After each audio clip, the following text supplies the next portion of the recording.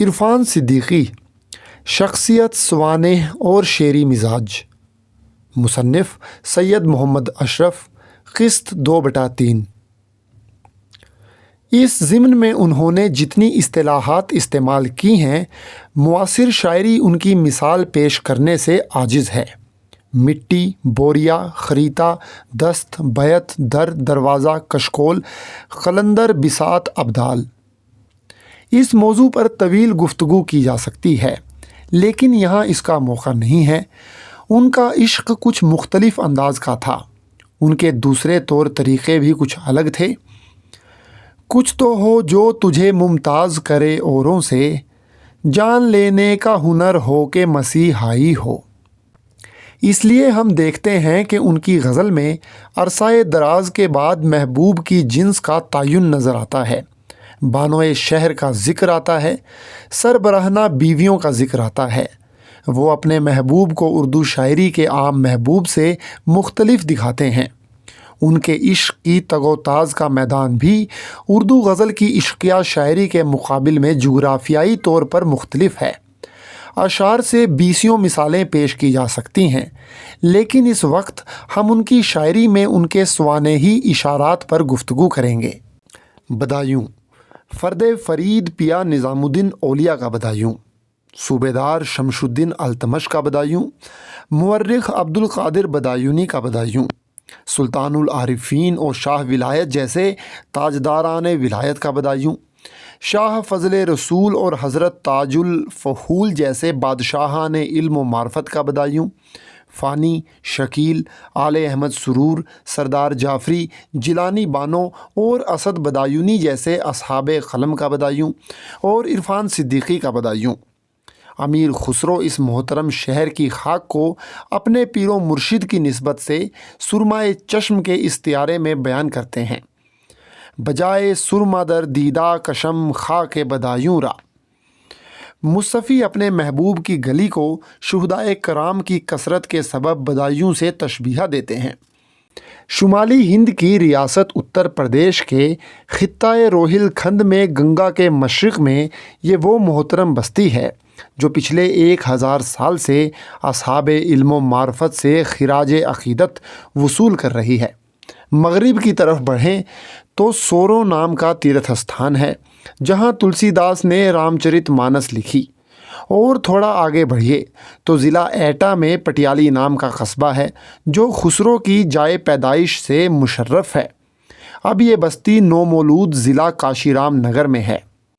جب انسان پرندوں کی طرح آزاد تھے اور سرحدوں پر رکنا نہیں جانتے تھے تو اسی خطے کی طرف بلخ، کرمان، یمن، بخارا، سنجر، فرشور یعنی عرب، ایران اور سینٹرل ایشیا کے متعدد علاقوں سے قافلے کے قافلے یہاں پہنچے اور اپنے ساتھ زبان، تہذیب و تمدن اور عقیدوں کے خزانے بھی لائے۔ دیکھنا جامائے شمشی میں ستوں ہیں کتنے، ایک ہی ذوق ہے اسپین سے دوآبے تک۔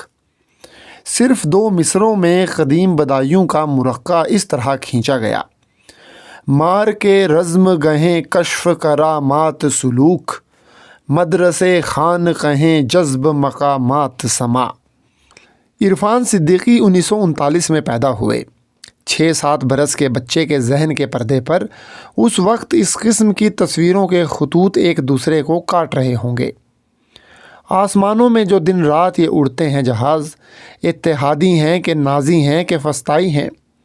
آل یعقوب یہ رات بہت بھاری ہے، ہٹلر کے گیس چیمبر اور یہودیوں کی نسل کشی، پھر اتحادی فوجوں کے ممالک کا وعدہ، ہم تمہاری یہ امانت تمہیں لوٹا دیں گے۔ اہل فلسطین پر خود کے ملک کی زمین تنگ کر دی گئی اور مظلوم ستم پیشہ بھی ہو جاتے ہیں۔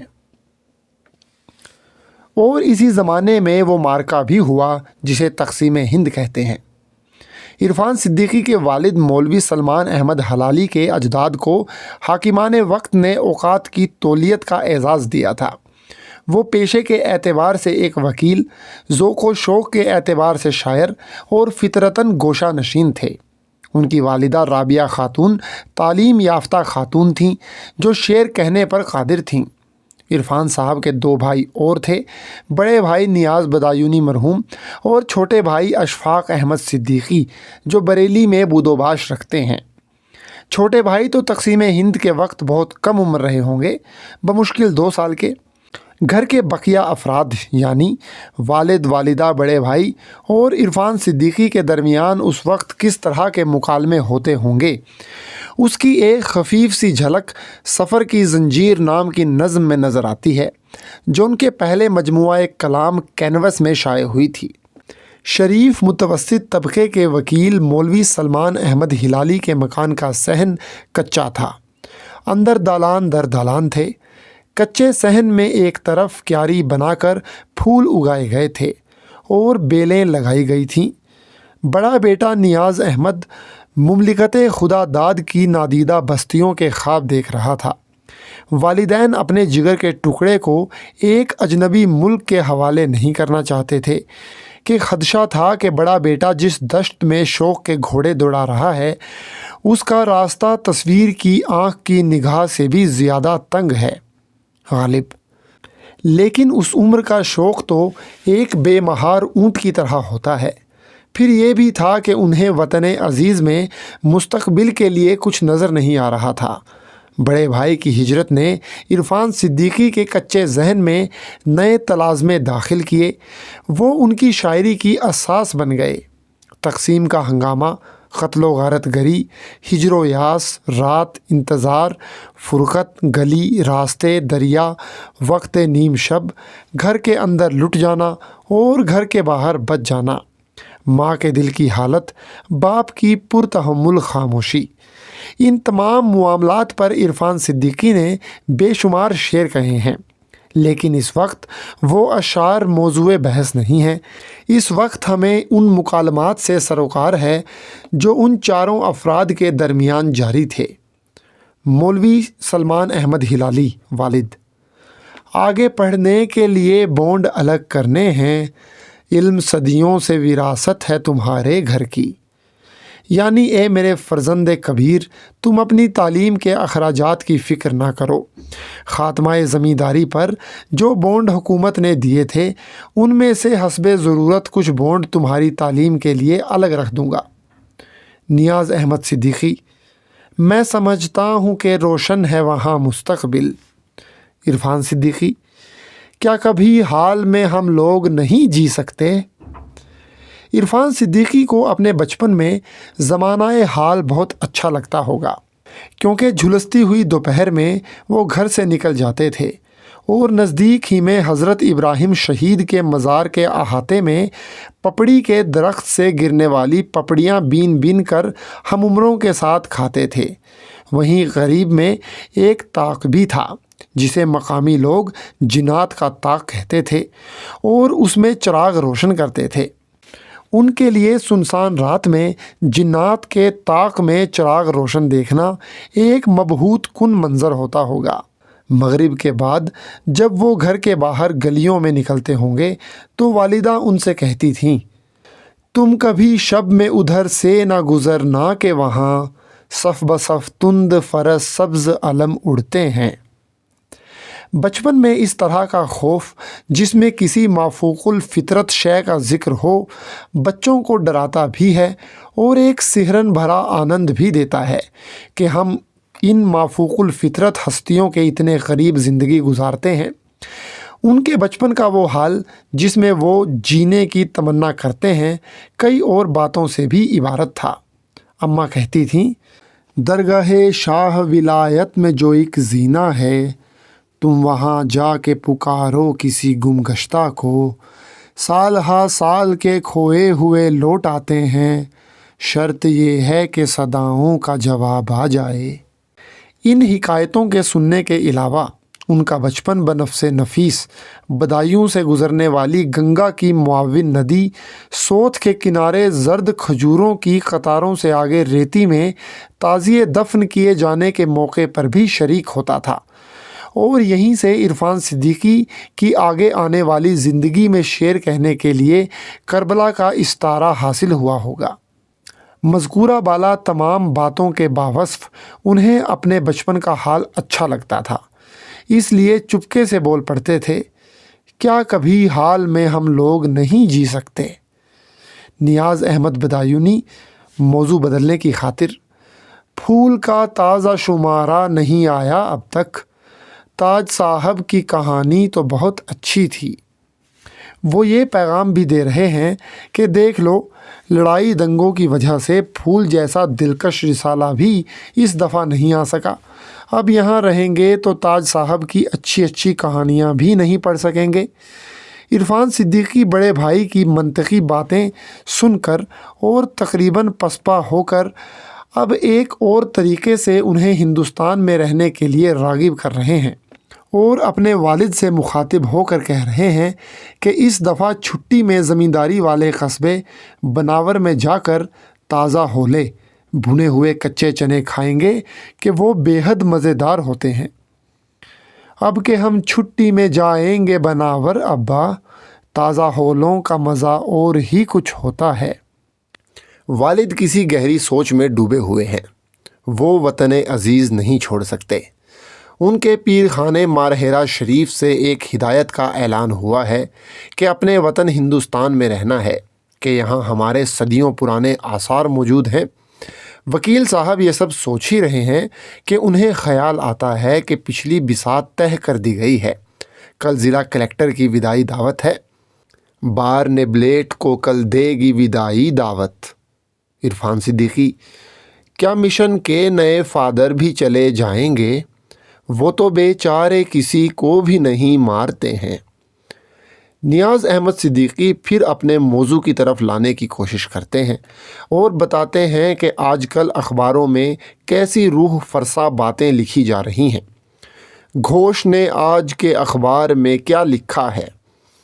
والد صاحب اس بات سے صرف نظر کرتے ہیں، لیکن اخبار ہی کی ایک خبر بتاتے ہیں: جشن آزادی جمہور منانے کے لیے کل سے اسکول میں تعطیل رہے گی بچوں۔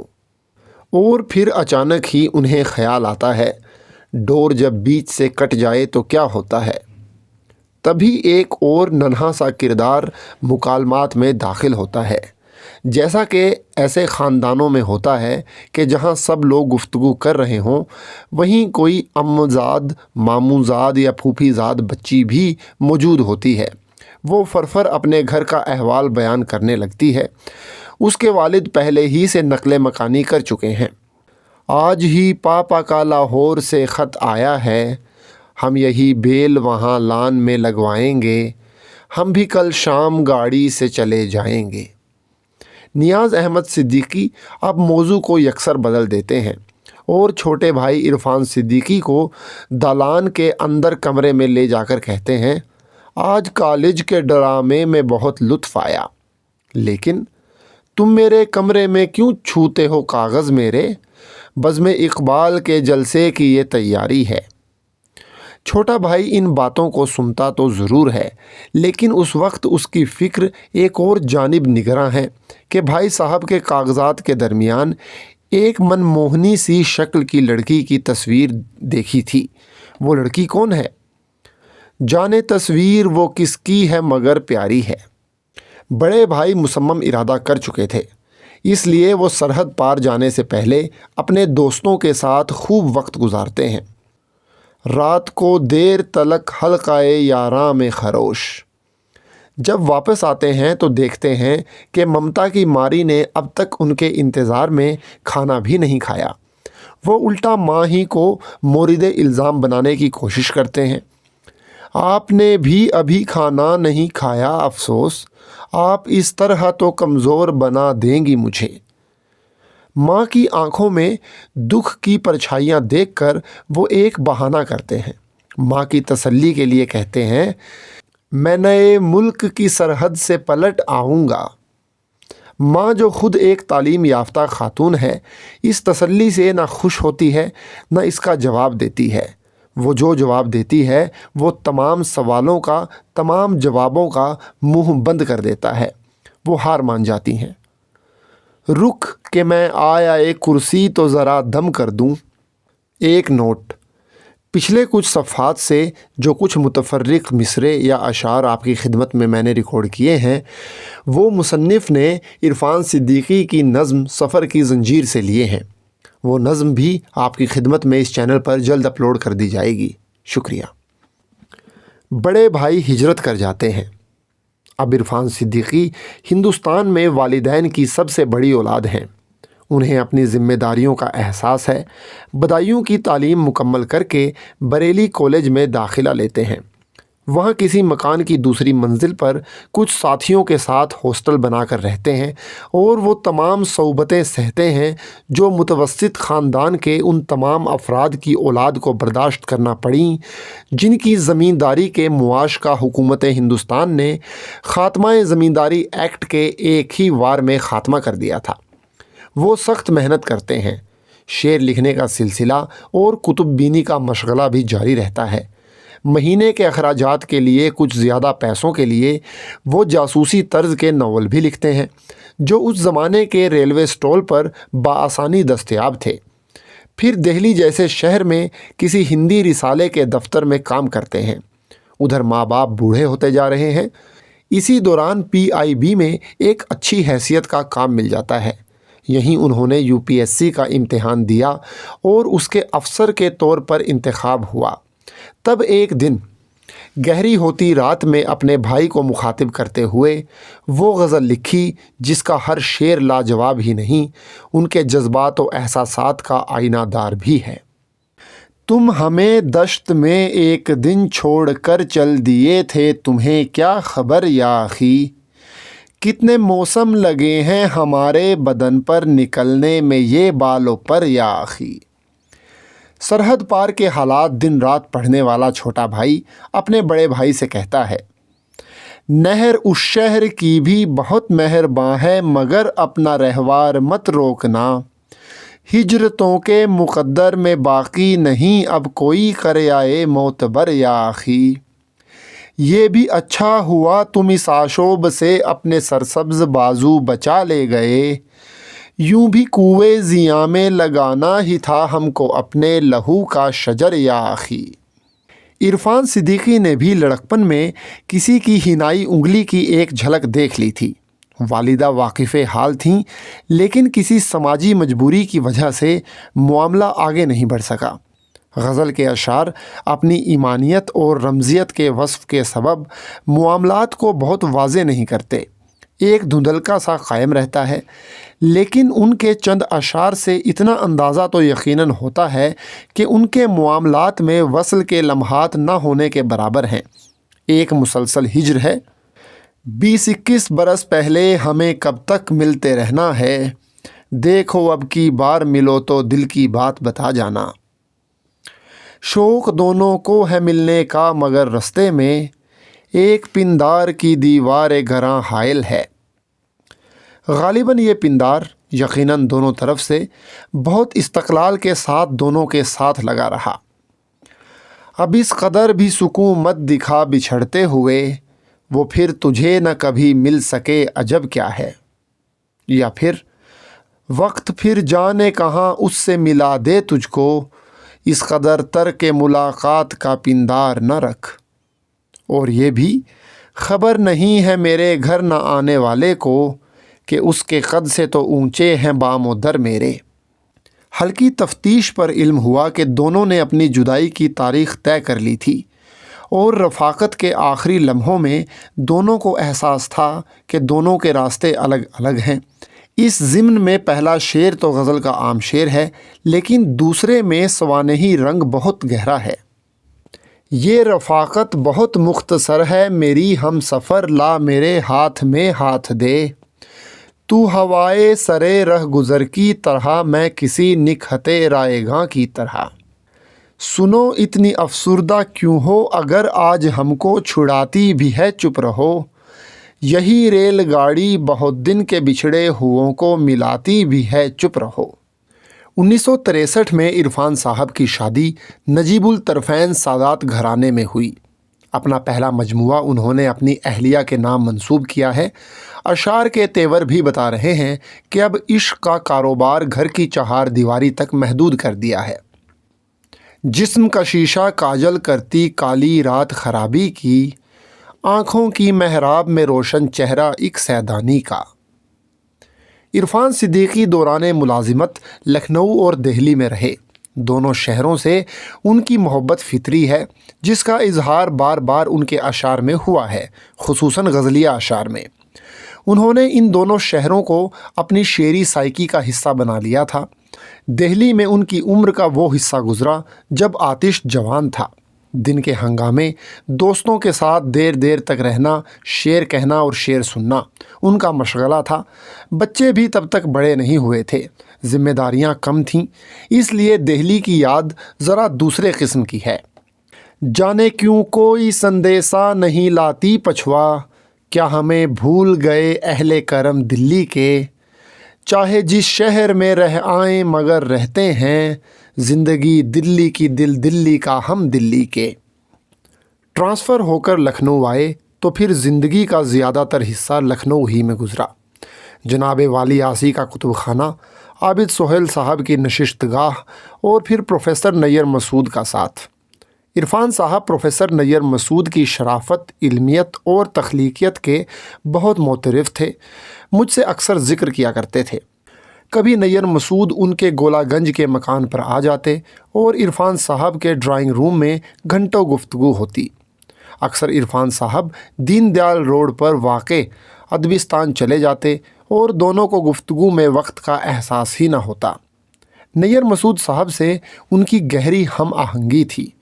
शहरों, कस्बों और बस्तियों से मोहब्बत सिर्फ़ सड़कों और दरो दीवार की ज़ायदा नहीं होती, बल्कि उस मोहब्बत की तह में शामिल होता है उस शहर के अजीज़ों, दोस्तों और चाहने वालों और चहेतों का तसव्वुर। कुछ दिन के लिए अचानक दिल्ली तबादला हो गया तो लिखा, अभी खुला भी न था रख्त शौक़ दिल्ली में कि फिर हमें कशिशे लखनऊ बुलाने लगी। एक जगह यूँ भी लिखा, हर जगह फितनाए महशर की अलामत है वही, लखनऊ में भी बुतों का कदो कामत है वही। ये शेर गालिबन लखनऊ में पहली बार तबादला होकर आने के बाद कहा होगा। आखिर में तो लखनऊ से वो ताल्लुक़ हो गया कि ख़ुद को इस शाम अवध वाले शहर का एक नाकाबिले तकसीम हिस्सा समझने लगे। चार तरफ रमीदा खू पाए हवा सदाए हूँ, मेरे बग़ैर लखनऊ दश्त गज़ाल के बग़ैर। ये उनके बाद के मजमूए 7 समावात का शेर है। इसके बाद शहर दिल्ली उन पर हावी नहीं हुआ।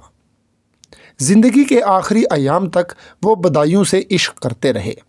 शहरों में ये उनका पहला इश्क था और इस इश्क की याद भी उनके दिल से नहीं गई। मुलाजिमत पेशा इंसान को मुख्तलिफ़ शहरों में रहना पड़ता है। वालिद के इंतकाल के बाद घर की हालत भी खस्ता होने लगी थी। जब कभी बदायूं जाते और अपने घर में दाखिल होते तो खुदा मालूम क्या क्या याद आता होगा। कच्चा मकान, दालान, कमरे, क्यारी में फूल और बेलें, माँ की ममता, बाप की शफ़क़त, भाई की हिजरत और ताक में शाम के अफसुर्दा चिरागों का धुआं। और तुम कभी शब में उधर से ना गुज़रना के वहाँ, सफ़ बसफ़ तुंद फ़रस सब्ज़ अलम उड़ते हैं। और माँ के बड़े बेटे को रुखसत करते हुए कहना, रुक के मैं आए कुर्सी तो ज़रा दम कर दूँ। घर के दरो दीवार को हाथ लगा कर अपना ये शेर पढ़ते होंगे, एक आसेब है टूटे हुए घर का वारिस, किसको आवाज़ लगाता है खंडर का वारिस। बदायूं से जब लखनऊ वापस पहुँचे होंगे और बदायूं और वालिदैन जब याद आते होंगे तो बहुत बेअमा फिर रहे हैं मुसाफिर, कहाँ हैं ख़तों में दुआ लिखने वाले। अपना वतन अमली तौर पर तकरीबन छूट जाता है। बदायूं में उनके चाहने वाले कम नहीं थे। इंतकाल से चंद बरस पहले अदब दोस्त हजरात ने बदायूं बुलाकर उनका तहनीती जलसा बहुत आला पैमाने पर किया। बदायूं से उनकी बहुत सी यादें वाबस्ता थीं। बचपन की यादों के अलावा ज़्यादातर यादें वो थीं जिनसे उनका दिल दुखता था। उनके ज़ईफ़ माँ बाप भी बदायूं में ज़िंदगी जीते थे। गमे दौरां इसकी इजाज़त नहीं देता था कि जल्द वालिदैन के पास जा सकें। बस एक हुक सी उठती रहती थी। लखनऊ या दिल्ली में बैठकर उन्होंने ये शेर कहा होगा, بند ہیں اس شہر ناپرساں کے دروازے تمام، اب میرے گھر اے میری ماں کی دعا لے چل مجھے۔